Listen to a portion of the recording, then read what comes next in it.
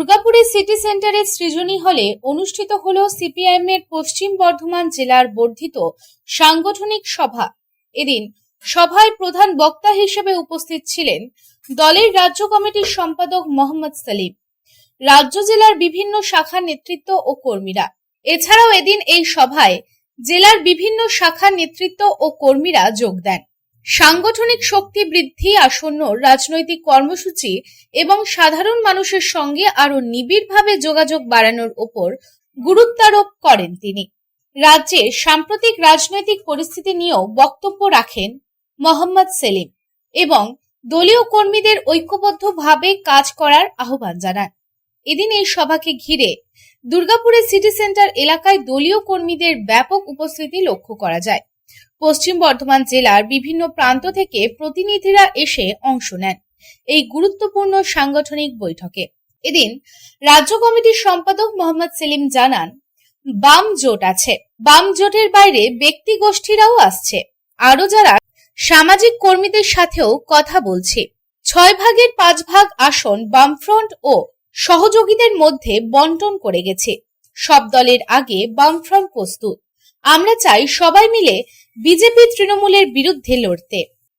তাহলে বাম জোট আছে, আমরা বলছি শুধু বাম জোট নয়, বাম জোটের বাইরে যে বামপন্থী দল ব্যক্তি গোষ্ঠী আছে তারাও আসছে, তাদের সঙ্গে আমাদের কথাবার্তা হয়েছে। আমরা সব ঘোষণা করে দিয়েছি, আজকে কলকাতা গিয়ে প্রেস কনফারেন্স করে বলে দেবো।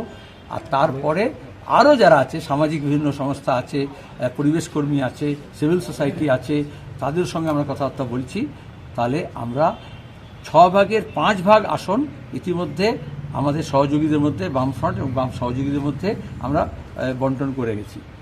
আর 1 ভাগ আছে, সেটারই কয়েকটা আসন নিয়ে একটু প্রত্যেকটা জেলায় 1-2 করে এরকম আছে যে ক্লেম কাউন্টার ক্লেম আছে, সেগুলো আমরা দ্বিপাক্ষিক আলোচনা করছি। আর তার সঙ্গে আরও অনেক শক্তি আছে যারা আসতে চাইছে, তাদের সঙ্গে কথাবার্তা বলছি। আমি তো বললাম তাদেরকে জিজ্ঞেস করো, প্রত্যেকটা দলের স্বাধীনতা আছে নিজের নিজের সিদ্ধান্ত নেওয়ার। কংগ্রেস কর্মীদের আমরা বলছি, তোমরাও কংগ্রেস কর্মীদের বলো, আমরা চেয়েছিলাম যে সবাই মিলে একসঙ্গে বিজেপি তৃণমূলের বিরুদ্ধে যায়। এবার কংগ্রেসের নেতারা এআইসিসি পিসিসি যদি সিদ্ধান্ত আলাদা নেয় সেটা তাদের ব্যাপার। তো বুথের লেভেলে যারা কর্মী আছে, এই দুর্গাপুরে দাঁড়িয়েও বলছি, পশ্চিম বর্ধমানেও বলছি, মুর্শিদাবাদেও বলছি, মালদায় বলছি, যারা বিজেপি এবং তৃণমূলের থেকে অসন্তুষ্ট এবং যারা তাদের বিরুদ্ধে লড়তে চায় তারা বামেদের সঙ্গে আসবে। দুর্গাপুর থেকে সাধন রুজের রিपोर्ट, पब्लिक टाइम्स।